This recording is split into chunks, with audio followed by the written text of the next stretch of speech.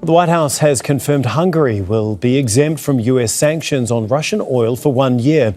The announcement follows a meeting between President Donald Trump and Prime Minister Viktor Orban. Hungary is still heavily reliant on Russian oil and gas, despite an EU push to find alternative energy sources.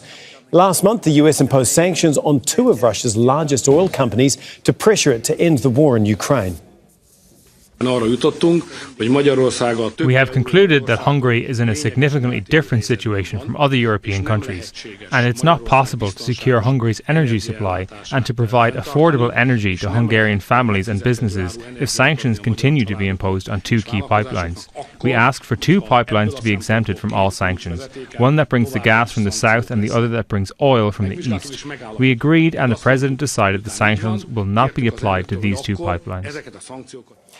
Well, for more on this, and joining us now is Hannah Shalesh. She is the Security Studies Program Director at Ukrainian Prism, a foreign policy and security think tank. Thank you so much for being with us once again here. First of all, what's your reaction to Donald Trump basically granting Hungary a 1-year exemption when it comes to Russian oil and gas? We definitely know about the good relations between the Hungarian leader and American leader, so I understand that it is more of the personal favor, especially considering that next spring we're expecting elections in Hungary.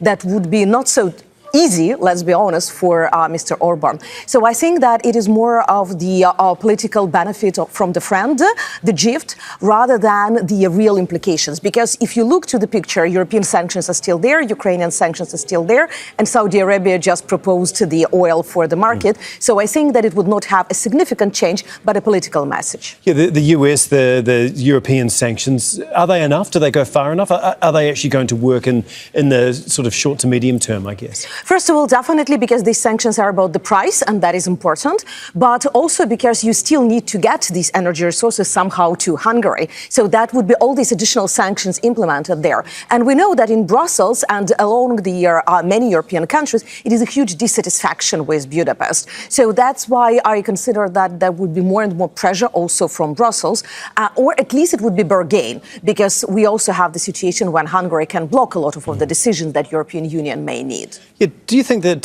this decision by Donald Trump to allow Hungary this 1-year exemption, do you think it undermines the sanctions that, he's put in place as well as Europe?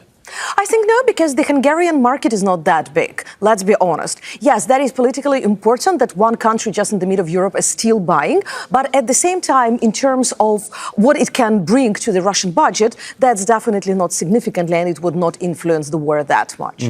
Well, what do you think is really behind Orban's strategy here? Is it purely to get him through to the next election and get re-elected? Or I guess, does it signal, a deeper alignment with Moscow potentially? Unfortunately, the last 2.5 years, at least, the Hungarian leadership was quite pro-Russian in a lot of their statements. But we always need to understand the reasoning behind it. We need to remember that they have a big conflict between Brussels and Budapest about a lot of the European affairs. So that is that much. There is a huge political crisis inside of Hungary. And always Orban is trying to find the external enemy. And in this case, Ukraine was one of them. Brussels was another of them.